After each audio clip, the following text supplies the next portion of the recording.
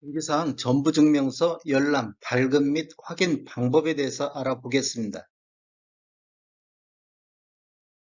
구독과 좋아요 부탁드립니다. 구독과 좋아요는 영상을 만드는 데 큰 힘이 됩니다. 안녕하세요. 베테랑 부동산 TV 김영주입니다. 오늘은 부동산 거래, 매매, 임대차 전에 꼭 확인해야 될 등기사항 전부증명서 열람, 발급 방법 및 확인 방법에 대해서 알아보겠습니다.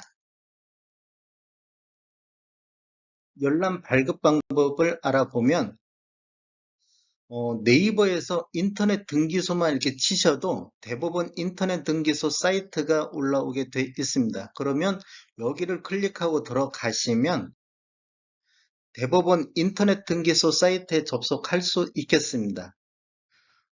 로그인 아이디 패스워드를 입력하고 로그인 하시면 되는데 혹시라도 회원가입이 안 돼 있으면 이렇게 회원가입하시고 접속하시면 되겠습니다. 로그인하고 들어오면 로그인 됐다는 내용이 딱 뜨고 우리가 지금 알고자 하는 열람, 발급하기 두 개가 앞에 딱 보이는데 열람하기하고 발급하기하고 차이점은 크게 수수료 700원이냐 수수료 1000원이냐 그런데 이 차이점이 또 있습니다. 열람하기는 그 법적 효력이 없고 발급하기는 법적 효력이 있습니다. 이거 뒤에서 한번 더 보고 말씀드리겠습니다. 열람하기에 들어오면 간편 검색이라든지 소재 지번 찾기, 도로명 주소로 찾기 이런 내용들이 있는데 우리가 지금 소재 지번으로 한번 찾아보겠습니다.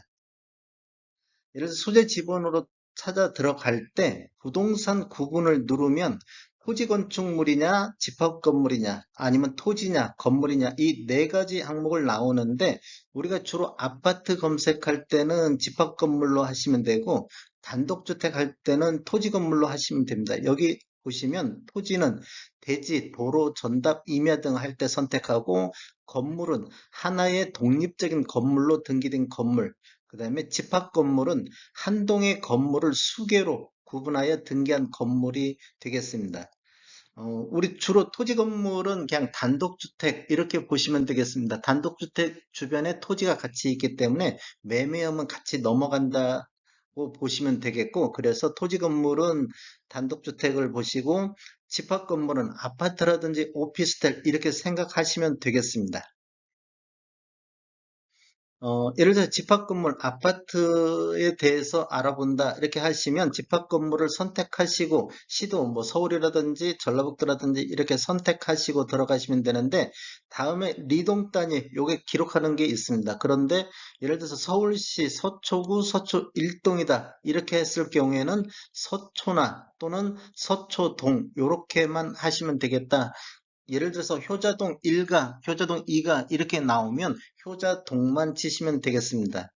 집원은 123-4번지일 경우에는 123-4 이렇게만 입력하시면 되겠고 동호수 입력할 때 뭐 101동이다 그러면 101만 입력하시면 되고 그 다음에 호수는 603호다 그러면 603만 입력하시면 되겠습니다.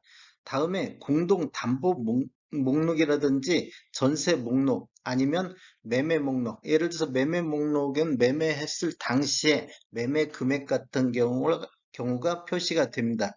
그러면 이런 것을 체크 이렇게 하시고 검색하시면 다음 진행이 되는데 이렇게 집합 건물의 전유세대 부동산 소재 지번 선택해갖고 이렇게 나오면 부동산 소재 지번에 대한 내용이 나오고 소유자 예를 들어서 정 땡땡 이런 식으로 소유자명이 나옵니다. 그러면 이게 맞다 하시면 여기서 선택을 클릭하시고 진행하시면 되겠습니다. 선택을 하시고 진행하시면 이렇게 나오는데 전부를 볼 것인가 일부를 볼 것인가 그런데 어차피 우리가 보면 전부를 선택하시고 진행하시고 그 다음에 특정인 지분 뭐 이렇게 해갖고 나오는데 전부에 대해서 말소상 포함해서 그게 말소된 것까지 볼 것이냐 아니면 현재 유효한 상태만 볼 것이냐 이런 게 나오는데 굳이 뭐 말소사항까지는 볼 거 없고 현재 유효사항으로 클릭하시고 진행하시면 되겠습니다. 그리고 다음 선택을 하시면 공개 여부 뭐 특정인 공개할 건가, 주민번호 이렇게 다 공개할 건가 말 건가 이런 내용인데 뭐 미공개하시고 진행하셔도 특별한 문제점은 없을 것 같습니다.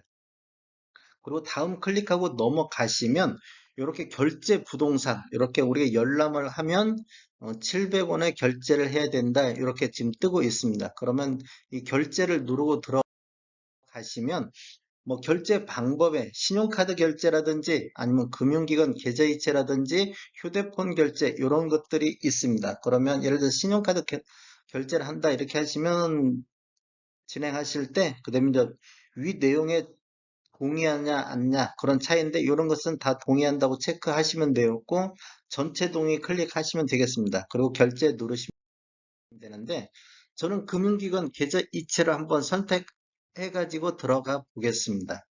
그다음에 위 내용에 동의하고 이제 700원 총 결제 금액이 700원인데 열람 수수료 700원 요 내용에 동의하냐 이렇게 동의하시고 전체 동의하신 다음에 결제한 다음에 들어가시면 이렇게 수수료 결제 요청하시겠습니까? 딱 내용이 뜨면 확인을 클릭하시면 되겠습니다. 그러면 결제하는 방법에서 은행이냐 증권사냐 뭐 이런 명의가 있는데 예를 들어 은행에 대해서 한번 결제 방법으로 한번 선택해 보겠습니다.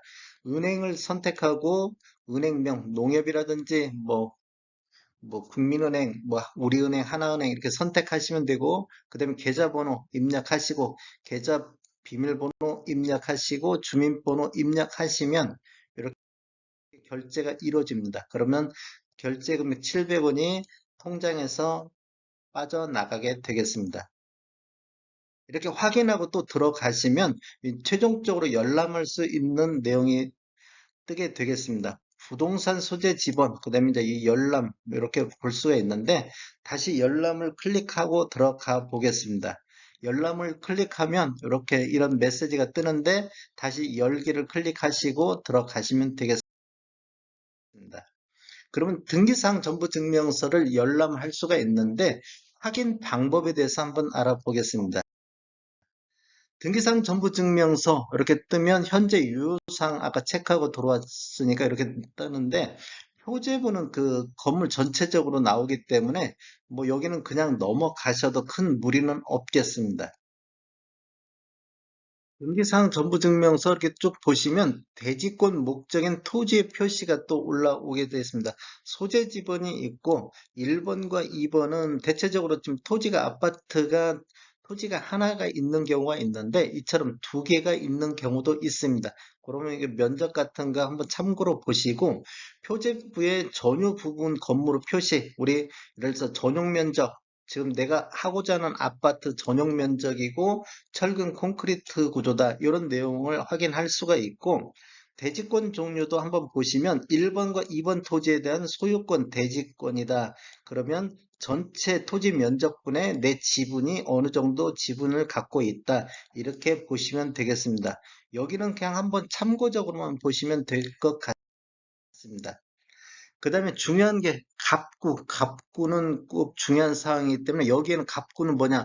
소유권에 관한 사항이기 때문에 여기는 꼭 보셔야 되겠습니다. 등기 목적인 이제 소유권 이전. 우리 건물을 지면 소유권 보전 등기하고 그 다음에 소유권 이전 등기하고 매매하면 소유권 다 이전 등기가 되겠습니다. 이렇게 매매식으로 등기 원인은 매매다. 중요한 게 지금 우리 권리자 사항인데 공유한다. 두 분이 공동 명의로 했을 경우는 이렇게 지분이 2분의 1씩 올라오게 돼 있고 단독 명의로 돼 있으면 이렇게 하나만 올라오게 되겠습니다. 그러면 소유자 명의하고 소유자 주민번호, 그다음에 소유자 그때 매매할 당시에 주소가 기록되어 있습니다. 요거 확인하시고 그다음에 또 열람 일시 여기는 뭐 열람 보는 것은 내가 보는 거기 때문에 그렇게 중요하지 않지만 계약서 쓰실 때는 반드시 발급 일자를 확인하셔야 좋을 것 같습니다. 예를 들어서 6월 20일 날 계약서를 작성하는데 6월 20일 날 그 등기상 정보증명서가 발급이 됐는지 발급 일자를 꼭 확인하시면 좋을 것 같습니다. 그다음에 을구 다시 한번 또 중요한 게 을구가 있는데 을구는 뭐냐? 소유권 이외의 권리사항 우리가 지금 근저당 설정이라든지 가압류 이런 것들이 표시되어 있는 아닙니다. 그러면 등기 목적에 근저당 설정이라든지 가압류라든지 이런 게 표시가 될 수 있고, 을구에 아무것도 없다 그러면 거기 아파트나 뭘 이렇게 담보로 해서 뭐 대출 받은 것이 없다 이렇게 보시면 되겠습니다. 그러면 또 보셔야 될 게 이 채권 최고액 근저당 설정이 됐을 때 채권 최고액은 얼마인가, 그리고 채무자가 소유권자인지 아니면 다른 사람 명의로 돼 있는지 이런 거 확인하시면 되겠고, 근저당 설정할 당시에 주소가 기록돼 있고, 근저당권자 농협이냐 뭐 우리은행이냐 이런 식으로 표시가 돼 있습니다. 그리고 우리가 지금 열람을 했기 때문에 이 열람에 대해서 본 등기사항 증명서는 열람용이므로 출력하신 등기사항 증명서는 법적인 효력이 없습니다. 이런 기록사항이 있습니다. 열람하고 발급 차이점 한번 알아보겠습니다. 열람 같은 경우는 아까 말씀드린 대로 법적 효력이 없다는 것이 아예 표시가 돼 있습니다. 그런데 우리가 발급을 하면 이런 식으로 맨 끝털에 이 증명서는 등기 기록 의 내용과 틀림없이 증명합니다. 이런 내용이 있습니다. 그러면 여기 발급일자, 이 발행일 이런 것을 꼭 내 계약 일자하고 일치하는지 꼭 확인하시면 조금이라도 도움이 될 것 같습니다. 건축물 대장과 등기사항 전부증명서, 명의가 다른 경우 어떻게 해야 되는가, 누구에게 계약금, 중도금, 잔금을 보내야 하는가. 계약금, 중도금, 잔금은 꼭 등기사항 전부증명서, 등기부등본 명의자에게 계좌이체 하시면 좋을 것 같습니다. 명의는 등기사항 증명서가 우선순위 하겠습니다. 그리고 건축물 대장과 등기사항 증명서 차이는, 건축물 대장 같은 경우는 거기에 따른 면적이라든지 예를 들어서 등기사항하고 건축물 대장하고 면적이 다르다. 그러면 우선순위는 건축물 대장을 보는데, 명의는 건축물 대장하고 등기사항하고 다르면 등기를 우선시하겠다. 이렇게 아시면 좋을 것 같습니다. 다음에 더 좋은 정보로 찾아뵙겠습니다. 지금까지 시청해주셔서 감사합니다. 구독과 좋아요 부탁드립니다. 베테랑 부동산 TV였습니다.